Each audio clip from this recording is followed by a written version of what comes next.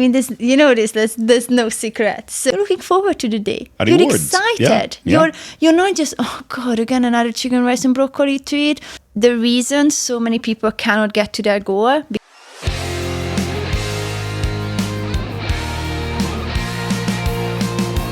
Hi everyone, and welcome back to another episode of the LVLUP Podcast. Today, our special guest, Agnes. How are you? I'm good, and you? I'm doing great. I'm doing awesome. So, in order for us to start, I would like to highlight one thing that you more recently have been talking about, which is your recent transformation. Because I believe this transformation is awesome in terms of like the amount of pounds that you lost, which is above 22, which is around 10 kgs, which happened in 12 weeks. 12 weeks, yeah. So 3 months, 10 kgs, and you're not someone who's like overweight, right? like myself, I can lose 10 kgs. That makes a lot of sense for me. It's easy, but for you, I don't think that's an easy journey, if I'm not mistaken. So if you don't mind, what's the secret? I mean, there's no secret. So I truly believe the reason so many people cannot get to their goal because they don't have an actual goal or a why behind the goal, because they don't have a strong, like I ask this my clients or consultations all the time. If you want to lose weight, why? Why do you want to lose weight? What is the reason of wanting to lose weight? And just saying that, oh, I just need to get rid of 10 kilo, for me, is not enough. It has to be something behind it. And in terms of getting you to your goals, you need a plan. Because it's like sitting on a boat and hoping to get to your destination. You're just floating. Where you don't know where that destination is. Exactly. So you need to have a goal. What do you want to achieve? 10 kilo fat loss, for example. Number 2, how am I going to get there the fastest I possibly can so I don't have to spend my life gaining, losing, tracking calories, not tracking calories. This doesn't work, that doesn't work. And of course, I would imagine, and I'm sure we're going to tap into it. How can we maintain it later on? Yeah. But if we talk about goal settings, like I love the direction because it's part of life. It's part of work, right? Like if you're working in a full-time job, in a full-time capacity, in a corporation, and you don't have your goals set. Like companies, they do set their goals annually, or like they start with strategies, like 10-year strategy, 5-year strategy, and then annual goals, quarterly goals, monthly goals, and even weekly goals and achievements. If you don't know where you're going and you don't have the capabilities to measure it, you're gonna fail. So when it comes to setting your goals, like why did you decide on, okay, I want to lose 10 kg? With all honesty, is one, I have spent so much time in a calorie surplus that I felt at one point that I'm training, I'm eating, I was over 3,000 calories, but why am I doing all of this? And 6 months ago, if you ask me, maybe let's just say a year ago, I still wanted to compete in bodybuilding. But this year, I've really figured out that this is not something that I want. I had to sit down with myself and have this conversation. Why do I want to compete? What is the outcome for me? And it was nothing. There was no outcome for me anymore. I did a 2018, 2019. It was great, but I think that chapter was done. So now I wanted to think about, okay, what are my next steps going to be? And I don't have a husband or a boyfriend, but my next step possibly is that I would like to have children. And I want my body to be ready. And for me, going into pregnancy being 10, 15 kilo overweight, I wouldn't think it's very healthy. So if you can get into your best life before this actually best shape of your life before this actually happens. And I just wanted to look into the mirror and feel good. And like you said, I've never been overweight in my life. I've been always very active. I've been training since I was 4 years old. I was always in part of a team and doing some sort of sports. But I just didn't feel good in my skin anymore. Not, again, I was not overweight. I was not fat or anything like that. But I just didn't feel good. And number 2, I want to be an example for my friends, for my family, and more importantly, for my clients. Because saying this with the highest respect, how can I tell you how to lose weight when I don't know how to lose weight? Yeah. When I'm 10 kilo overweight, when I'm 20, 30, 40 kilo overweight, there's no trust in there. I can show you this is exactly how I did it, and this is exactly how I apply to this to my clients. So they're not only going to lose the 10 kilo or 25 or 30 whatever pound, but there's also a way of how do you actually maintaining it. Because getting you to your goal, in my opinion, is the easy part. But how do you get out of that? You know, you deep dive into deficit, and there's a lot of things you're doing at the end to make sure that you got to your goal. But how do you get out of it? How do you maintain it for, in 5 years' time when we meet again, you're still in the same shape and not gained 25 pound back, or most people would lose 20 pound and they gain back 30 before they even notice. Which I believe it's one of the biggest questions or the biggest challenges as well, because maintaining a certain diet, if we call it a diet, right? At a certain time, you get bored. Like I remember I went through a transformation around the years 2020 to 2022. I was 2 years consistent, 2 years training every day, training hard every day, eating 6 meals a day, starting my morning at 6 a.m. with my first meal. Second meal was 9 a.m. I was eating rice and chicken at 9 a.m. People in the office are still coming in and they see me sitting there eating my rice and chicken. It was insane in terms of my like dedication and following the plan. But 2 years after, following that same very strict regimen, I got bored. Like I wanted to explore more stuff. I wanted to go out and eat out, and this is where I gained almost everything that I lost during those 2 years. I gained them in like 6 months or 8 months. So when it comes to maintenance, I think that this is one of the biggest challenges. So how do you tap into it? Like, would you consider that those 12 weeks that you were following a very strict diet, or is it more of a lifestyle that you are building? Because you've been maintaining for what now? 17 weeks. 17 weeks. And you maintained your weight? I would say about 18 pound loss. So I gained a little bit back. Okay. But about 18 pounds still. Nice. Awesome. And how does it work? Like in terms of following something that is strict and not getting bored of it? So again, I just want to highlight this, that I'm not talking about a bodybuilder diet. Yeah. Okay, because the women I work with, they want to feel good regardless of being naked, in a bikini or in a dress. Yeah. Their goal is not to get from 70 kilo to 60, but to get to a point where I love the way I look. I love myself again, and not looking in the mirror and even dreading to take a picture and so on. So I think the first thing that, again, comes to getting the results, you need to think about what is sustainable and what is maintainable for life. Is that eating 6 meals a day maintainable for me?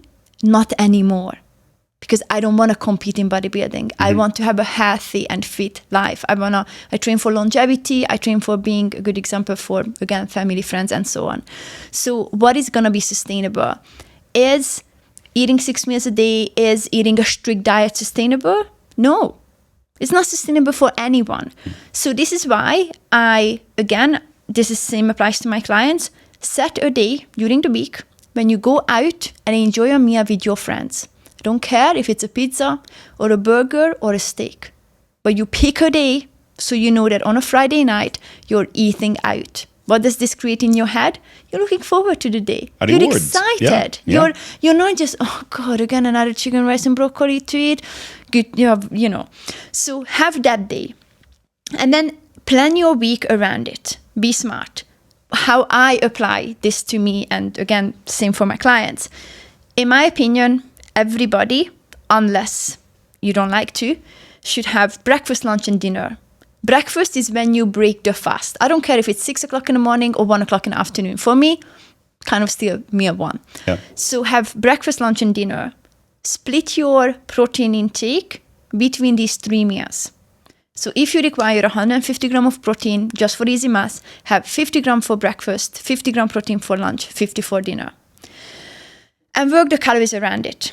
I would always prioritize carbohydrate around your training, either before or either after, whatever works best for you. People normally do get to know their body quite well. I do know my body very well, and I know what works for me. So organize your food around it. Again, have lean protein sources and whole food. None of this respectfully bullshit of protein cookie and protein bar and protein crispies and protein. Because it's a lot of processed. It's still processed food. It is honestly the starter pack of I'm constantly bloated, I have digestive issues, I eat a little and I can't lose weight. No bloody wonder. All your protein is coming from a protein bar and a protein cookie and a protein, you name it, like all the protein, these companies. Swap them to, just an example for you, I eat 10 egg whites in the morning. I have 50, 60 grams of protein. Like this, under 300 calories.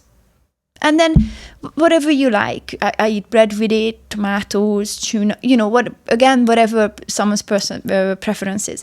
So then, have your 3 meals. Split your protein intake in between these meals. Some people, again, like to have a bigger lunch. Some people like to have bigger dinner. It's your meal, whatever works best for you.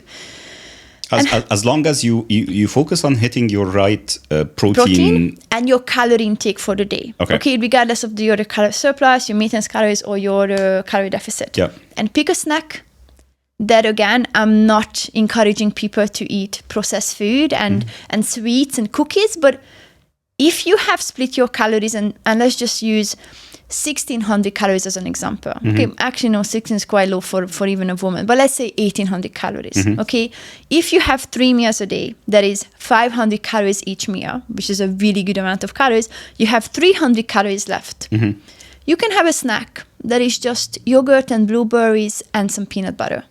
Or you can have a snack that is a chocolate bar. Or you can have a snack that, again, whatever the 300 calories will be. What does this help you with?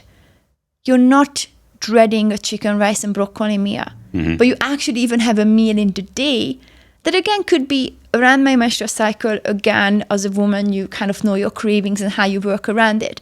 There's some weeks when I just want to have a banana for my snack, or an apple, or a handful of blueberries. And 5 days before my period, all I want is a chocolate bar. Yeah. But again, I put it into my diet. So rather than you thinking about your diet thing, I change your mindset to nourishing and fueling my body in a right way, but tailored to my goal, whether that be weight loss or weight gain or maintaining. So talking about whole foods, because I like the direction on that. When you go shopping for food, do you keep on thinking, okay, organic, not organic? You look into the labels and stuff like that, or just get what is there in the store? Because sometimes, I'm speaking about myself, I'm getting chicken. I go to this store, right? I look into the chicken and I find maybe the cheapest or whatever, and then I pick it up and think, but there's an amount of hormone in there. There's an amount of, again, it's part of the industry. How do you go about finding the right pieces of food that works with your goals? I am a country girl. So I'm from a small village. For me, organic is only that comes from my granny's garden. And I know as crazy There's as this no such sounds, thing as organic. I respectfully saying this, that I buy here, organic products. It's nowhere near to what I get from my granny's garden. Yeah. I think we have this, there's always a buzzword, the organic, the whatever we pick up on. It gets commercialized. Exactly. Yeah. It's like, when you go to the supermarket and you have one yogurt, and that's just an easy example, one yogurt that says on it, high protein, you got this amount of protein from a pot. And the other one is just says low-fat Greek yogurt. This low-fat Greek yogurt has 11 gram of protein per 100 gram serving. The high protein, labeled high protein yogurt has 3 gram of protein per 100 gram of serving. They still put high protein on it, and this brand did not put anything on it, just said, actually, I'm just a Greek yogurt just Greek here. Yogurt. Yeah. Again, respectfully, is misleading people. It's the marketing, how you market a product. So yes, you can definitely get, organic products from a supermarket. And yes, I would like to go for as organic as I possibly can. But I feel sometimes here when I see, local raised products, and I'm kind of thinking only local thing in Dubai is camels and dates. How can a chicken be local here? How can some products be it's here. I think it's very hard. It's so much easier in Europe, and it's so much easier, like, again, I say at home, because my parents would pick up from butcher farms my steak and chicken and eggs. So they would go to, this lady, and they were like, right, okay, we need 100 eggs for this week. And we know that is actually coming from her little, chicken farm. While here, you don't really know. It was just labeled up as obviously organic or, whatever label it got. But I try to, that's another advice that I can give to anyone is eat whole food. Eat real food, potatoes, rice, broccoli, cauliflower, green beans, strawberry, raspberry, and so on. Try to avoid as much as you can processed food. Now, again, I'm not meaning here not to, because like I said, have that little snack. Sometimes it's a chocolate, sometimes you have yogurt. Have that option. But the moment I swapped, and again, my diet, 5 years ago looked like my snack was a protein bar. I cannot even eat protein bars anymore. My digestion just goes off. My tummy cannot handle it. So the more you can cut out artificial and processed, the better you're actually going to feel. So yes, please, if you can, focus on organic and whole food when you're in a supermarket. Real food. But also understand the label. Understand what you buy. Don't just go for commercial and the marketing. Have an understanding of what am I actually buying. Yeah. Awesome. That's so great. And we have been talking about the nutrition aspect, right? When it comes to training, and that's something like for those listening or watching, I've seen you train in the gym, right? So I go to the gym every day, 8 in the morning. I see her with her bag, right? Her gym bag, already halfway through her training, okay? I finish my training at 8:45, 8:50. I train for 45 minutes, 50 minutes. I go, I shower, I pick up my stuff, I leave. You're still there training. So and you do that every day, consistently? So I train weights 4 times a week. Okay. And every other day I do cardio. Okay. So my weight routine. I was about to tell you, I see you every day in the gym, so it's not only 4 days. But now I understand. So it's for weight training or strength training, and then every other day cardio. And I would say my cardio is more of an active recovery. Okay, like I said to you, I've been always active my whole life. Yeah. And when I really wanted to go for this, bodybuilder career, that you have a very, very strict routine of, how much cardio you do, and you're putting calories in, and you're trying to gain weight, and so on. And I don't want to do that anymore. I don't want to do cardio because I have to do cardio. So when I finished my cut, I started to do sprints. Okay, I just set a goal for myself. I don't have to be the fastest, but I always set a goal that you either do it very well or just don't do it at all. Okay. There's no option for you to be second and participate in something. For me, it's the only option is becoming the best of it. So I started to do sprints, just first 15 seconds, and then whatever. And in the machine, in the gym, for example, I maxed all the machines now. Okay. I'm faster than the machines. Nice. Okay. And I do it because I love it. So my cardio has become, oh my God, I love this. But in my opinion, you need to be careful with the demographic as well, because I only do 5 to 10 rounds of these sprints. 30 seconds on, 30 off. High intense to low, high intense to bit of recovery. And for someone who's really under stress, this could spike their cortisol. So in my as me as an example, I just try to do short and sharp, only 5 rounds, 5 minutes, because 30 seconds on, 30 seconds off. But going back to my training, so my leg sessions, because I train legs 3 times a week and only one upper body, it does look like I'm there for quite long because, legs takes a little bit longer. So it's like an hour and 30 minutes, hour and 40 minutes.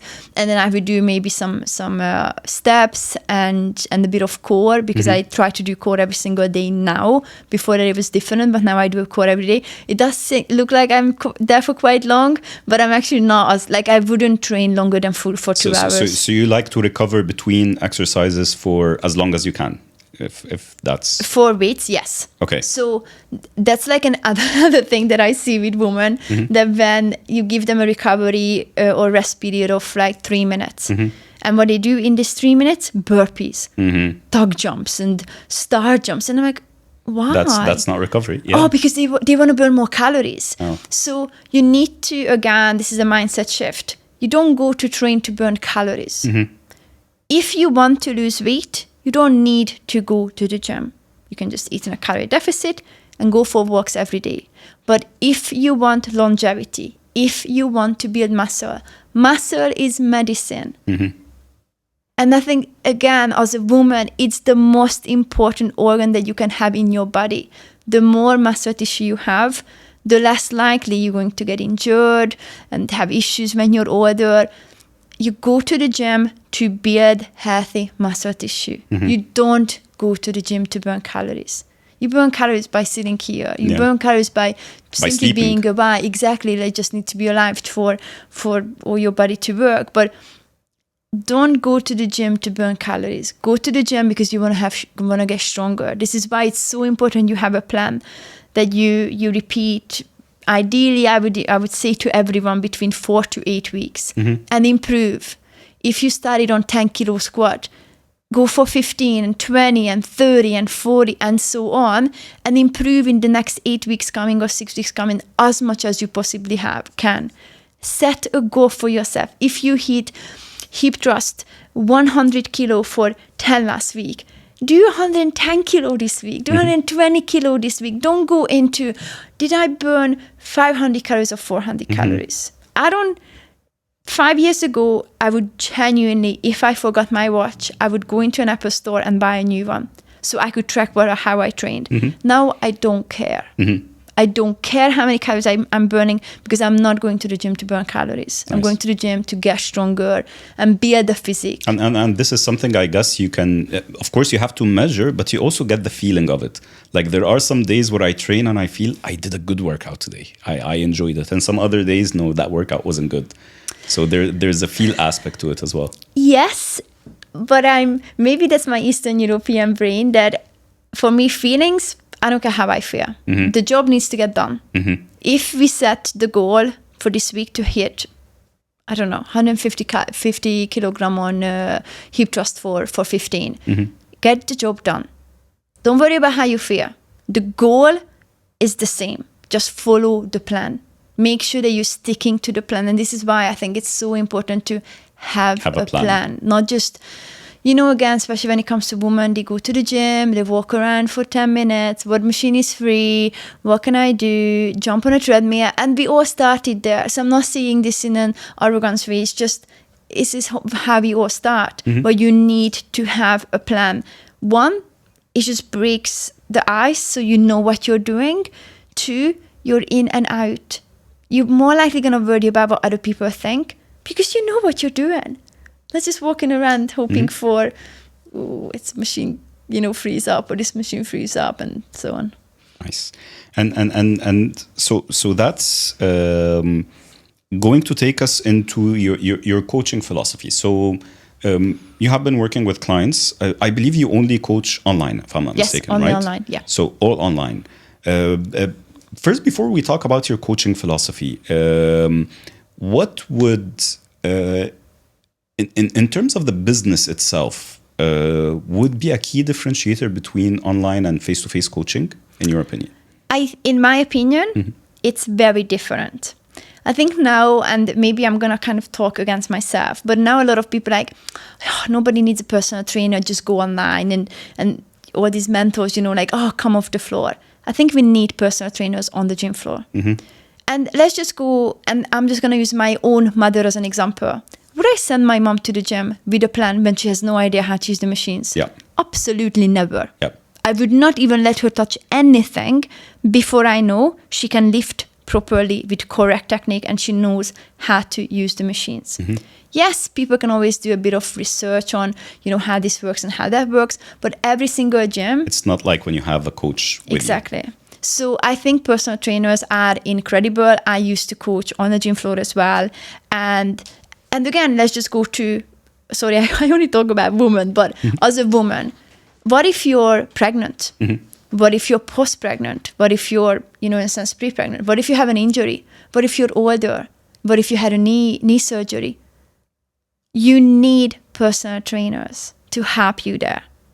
Not everyone, because I work with clients who trained their whole life, had a knee surgery and had a knee injury. They can train online still, or kind of coaching them online. I don't need to be standing there because they have a history of, they know how to squat and how to deadlift and how to lunge and so on. Yeah. But not everyone. So I think we need personal trainers on the gym floor. I think they are incredible to, help clients to get from A to B. And it's like, the same as you progress when you go to school. You're on year 1 and then you go to year 2. I feel getting to start with a personal trainer is very, very important. Yeah. Actually, like two topics out of my head, because I have those discussions quite often.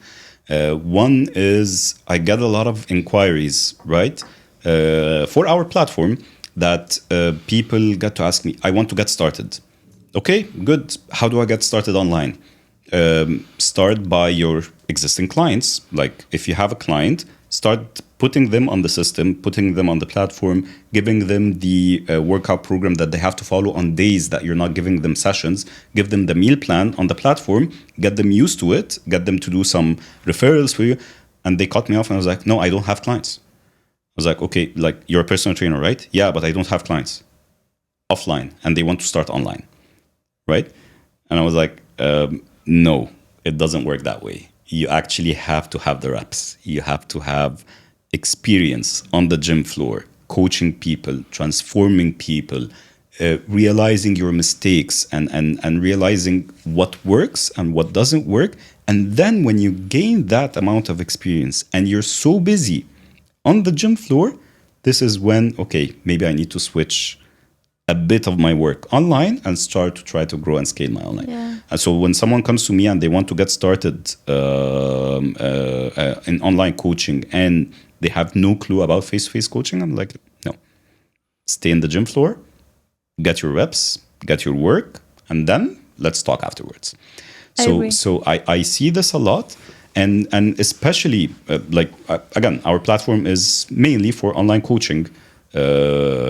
When people ask me, like, who do I train with and this and that? Did you ever train before? No. Did you go to the gym before? No. Which gym are you, like a membership? No. Then go to that gym and try to find a coach there first. Yeah. Like, as someone who's fairly a beginner, train with someone, learn it, and then later on at a certain stage, and again, commercially, if you think about it, online coaching costs much better for clients than a coach in the gym. Oh, yes. So it makes more sense that you get to learn, you get to build the habit, you get to understand what you need to do, and then at a certain time, if you want to cut a bit of cost, right, switch online. Because now you just are looking for the accountability, you're looking for the guidance, you're looking for the planning, etc. So back to that, like I do believe those are like two main differences between online and face-to-face. But when it comes to, because it's also one of the things I feel is a bad perception when it comes to coaching, right? Is that people think it's just about the workout program and the meal plan. And again, like we were talking about ChatGPT before we started. Anyone can go to ChatGPT. Hey, build me a workout program, 12-week. My goal is this. I want to do that. Build me a meal plan, and it will get you the perfect workout program and meal plan. So my perspective on this is, I say this in a consultation call. You can go online right now, find a meal plan, and find a training program. You're not paying us for your program. You're joining for the services. You're joining for the accountability. You're joining for human interaction. Cannot be replaced with AI. You can get a lot of things with AI, and I truly believe it's, kind of the future for us now. But you cannot ignore human interaction. Because, again, an example for you as a woman. What happens when things goes to shit and you're around your menstrual cycle and you gained overnight 4 pounds? What do you do without help? What do you do with Google? Is Google going to message you to say, these are the reasons why you have perhaps gained 4 pounds overnight. These are the things we're going to be implementing for the next few days coming up. And this is how we're going to hold you accountable. Is Google going to do it? No. No one's going to do it unless you have someone, that person who's going to hold you accountable, that person who's going to tell you. Even just with me, I jumped on a call with a client the other day who's going through a breakup and heartbreak and so on. There's lots of emotions in there. It's not just something that you can ask ChatGPT, what do I do when I'm going through a breakup and I just want to eat all my feelings. It doesn't work like that. So yes, I think, AI is great. And again, you can get a lot of things from it. And please go ahead right now. Download a training program. Download a nutrition plan. And follow it, and you're going to get results. Yeah. But are you going to follow it? Yeah. Are you going to stay consistent? Yeah. Even the days when, giving up is easy. Just give up. Give up right now. How easy it is to give up on anything. Just give up. Why you carrying on with anything that is hard in your life? Just give up, walk away. No one cares. But you deep inside you know that this is not how you want to be. Then you need someone who's gonna hold you accountable, unless you're very strong and you're very experienced and you can hold yourself accountable, which I haven't met many people like that. No, I don't think, like, maybe someone exists like this, but I feel, and there's a say, every coach needs a coach, right? Yeah, like I have my coach. Yep. I have my business coach. I have my training fitness coach or fitness coach. And I have a therapist, we all have it. Yeah. Yes, maybe not something that we, best to talk about on a daily basis, but like my coach, and I'm just gonna talk about him for a second, but Kuba tells me all the time, time is so valuable. It's going to pass regardless you're going to put the work in, regardless you just want to give up, or regardless you just want to be floating around. But time will pass. You have to use it. And again, if you're talking about a transformation and you want to get it done the sooner you possibly can, use that time. Set a goal. What is the goal? Pound every week. Right, let's do this then. And then we tailor, we move things around how the weeks are passing, because we have our weekly check-ins, we have our weekly, review. We have personally us reaching out to clients 3 to 4 times a week. Are you on track? Is everything okay? Can we help you with anything? Because it's not easy. Even sometimes when you have a set goal and a set plan, sometimes it's hard to obviously follow. Yeah. And that's the thing. Like if you put a goal, it doesn't mean you're going to achieve it every week. So what is the corrective action? What do we do about it? Exactly. How do we fix it? And that's in life, that's in work. Typically in any agile environment, you set your goals and then you check the boxes. What did we achieve? What didn't we achieve? How can we make it work next time? Yeah. What can we do in our planning to make it better? So it's always like this is what we experience every day in work. So why don't we experience the same thing when it comes to our lives, our health? Yeah. And so to get in just a little thing about, I also believe the way you look, the way I look, is the byproduct of our daily habits. Regardless you're overweight, you're underweight, or you're in your perfect weight, it's your daily habits, what you're doing day in and day out. And when anyone is like, oh, I just want to lose weight, start changing your habits. It's not just the training. It's not just the nutrition. But look at your sleep. You go to bed at 2 o'clock in the morning because you're 4 hours scrolling through social media and doing God knows what. And then no wonder you cannot wake up at 6 o'clock in the morning for the gym. I couldn't wake up if I was scrolling through my phone till 2 o'clock in the morning. Look at your stress. Look at what are you actually doing to manage your stress? Most people would say nothing.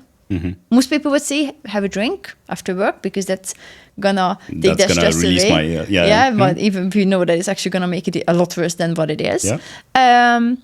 Or emotional eat, stress eat. These are the two things that I come across with on a daily basis, and women tell me these are the ways that they trying to manage their stress. When we both know that's actually making stress even worse.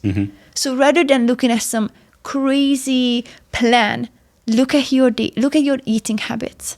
Do you believe, ask yourself the question because I cannot answer for anyone, do you believe that you're eating right for your health, your hormones, and your performance? Do you genuinely believe you're working with your body? Lots of women having PCOS and hormonal imbalances. No wonder. Look at what you eat every day. And do you believe the concept of social eating? Like, because I feel this term is being thrown around to just try to encourage people on not following a proper plan. Okay, so, gosh, I'm going to get shit for this, but I'm going to have to say this. So there's two things about social eating.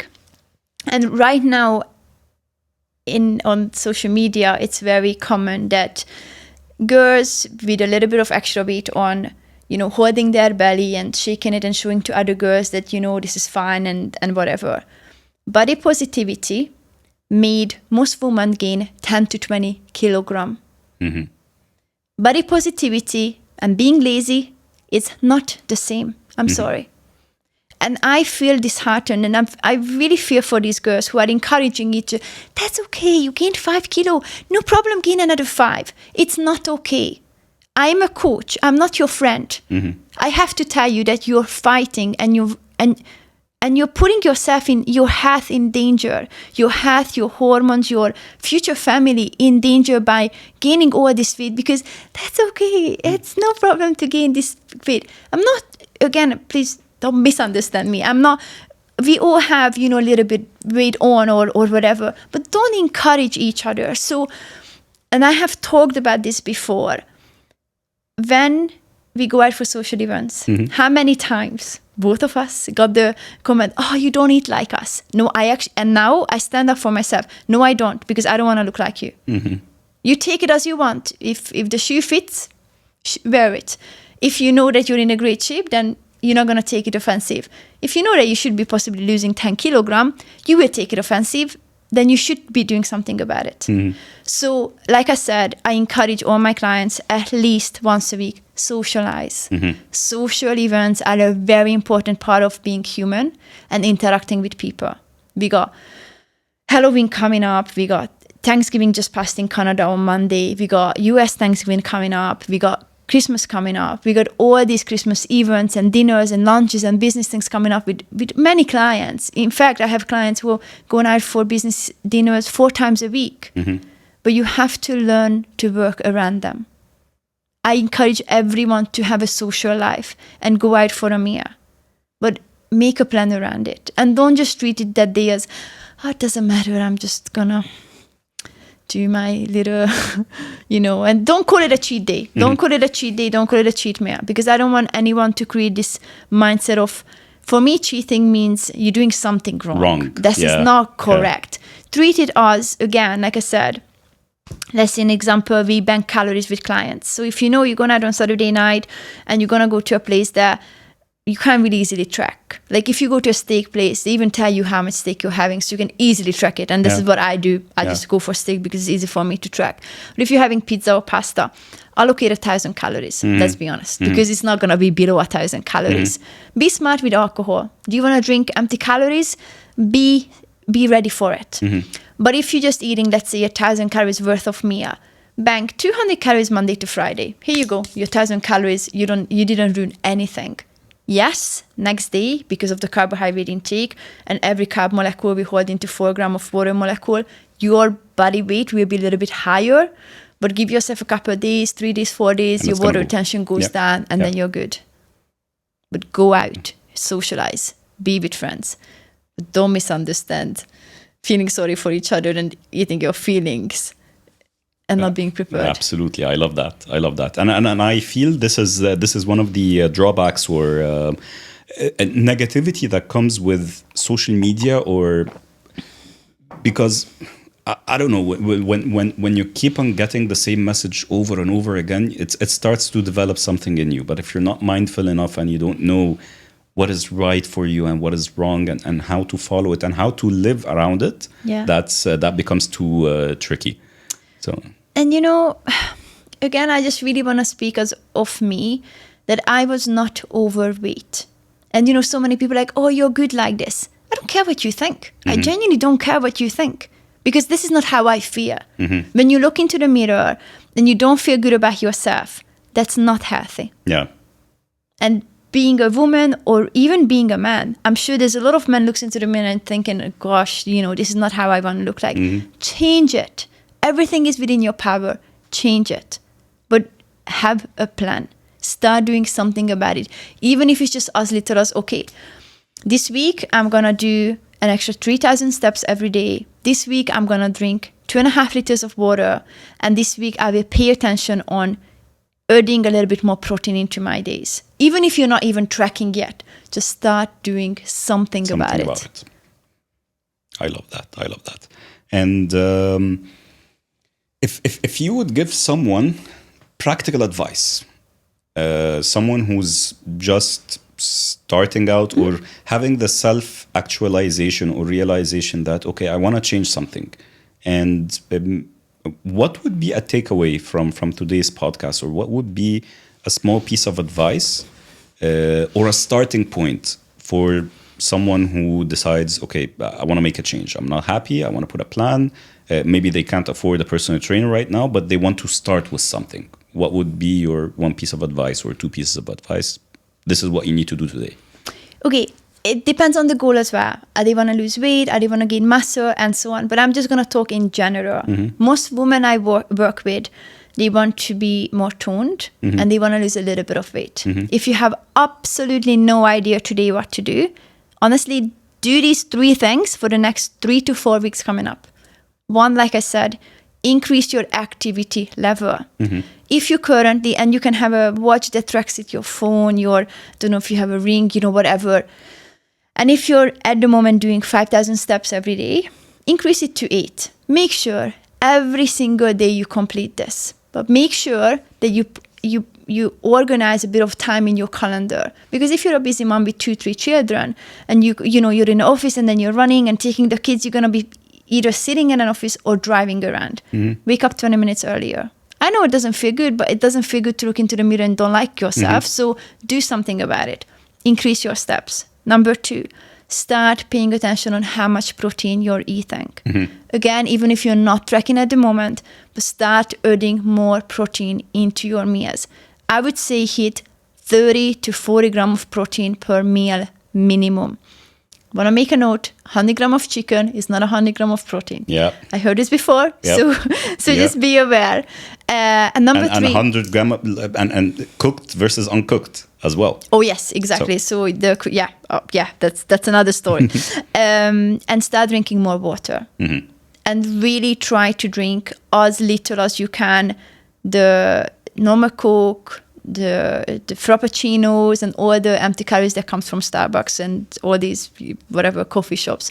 Drink as much water as you can, and swap all these drinks to perhaps a sugar-free one. Okay. And that's already going to help you with increasing your energy expenditure, decreasing your overall calories, because if you just swap a Coke to a Diet Coke, you already decrease by 300 calories. Yeah. And by increasing your protein intake for the day, you will be feeling fuller. You will be more satisfied, which will lead you to less snacking. Nice. Because you're actually eating food. And that's another story that I can talk about forever, but eat food. Stop snacking. Stop getting your breakfast from coffee shops that is a drink, that it's a dessert, because I think you're just drinking a dessert and you're having a caramel waffle for breakfast. And that's like, I'm skipping breakfast today, I just have a coffee, which has 3 times more calories than if you were just having a normal meal. Normal breakfast. Eat food. And you're going to snack less. So 3 things. More steps, eat food, and focus on protein. Yeah. And so eat more whole food and protein, or best increase your protein, and water. And water. Because that's, again, if you're not drinking enough water, can mess up with your hydration. Dehydration can cause digestive issues and obviously injuries as well. Okay. I'm not even talking about your hair, your nails, your skin, and so on. So you need to stay hydrated for the day. Super, super awesome. So we have a couple more minutes left. Yeah. And I wanted to ask you, if you were to consider what your future goals are, or what your future projects are for the next 5 years, what would you consider? Like, if you want to summarize what your goals are in the next 5 years? Personal goals or business goals? Sorry. Whatever you want to discuss. So consider myself as a fitness professional. I would just love to spread the word to more women. That, again, I know most women will obviously want to lose weight, but everybody wants to lose weight, but no one wants to do their steps. Nobody wants to eat more protein. Nobody wants to eat whole food. Nobody wants to drink more water. So I just want to spread the word with being and having a healthy lifestyle doesn't always just mean you only can eat chicken, rice, and broccoli. But you need to work around your situations, and you need to work around your lifestyle, because my lifestyle compared to yours is very different. I don't have kids. I don't have a partner. I can easily stick to mine. So work around your lifestyle situations. And I genuinely just want to have more women. I really just want to have more women to understand again that it's really optimizing your health is very complex. It's not just you need a training program. You need a meal plan. The last thing you need is a meal plan. Well, you need to understand obviously what you're eating. So yeah, we just want to influence and have more women and really understand that for longevity, it's so much more than just eating training and chicken, eating. rice, and broccoli. There's a lot more into it. And then there's so much to talk about sleep. There's so much to talk about stress. So much to talk about even things like recovery. But one thing is stay consistent, and anyone has to stay consistent regardless of what their goal is, and learn a bit of discipline. I want to spread that you have to learn discipline. Discipline doesn't just appear in your day. It's something that you practice. You have to practice. You day in and day out, and then see where it takes you. But I'm sure it takes you to amazing places. Nice. Awesome. Agnes, thank you so much. Thank you so much. And we have to do this again. Yeah, please. And like I said, there's so much I can talk about stress and sleep, because that's so, when we look at women optimizing their health, I really believe there's more pillars to it than just you need to train to whatever. Yep, we'll do that. Yeah. Okay. Cool. Thank you so Awesome. much. Thank you. And I'll speak to you soon. If you like this episode, please like and subscribe and hit that notification bell.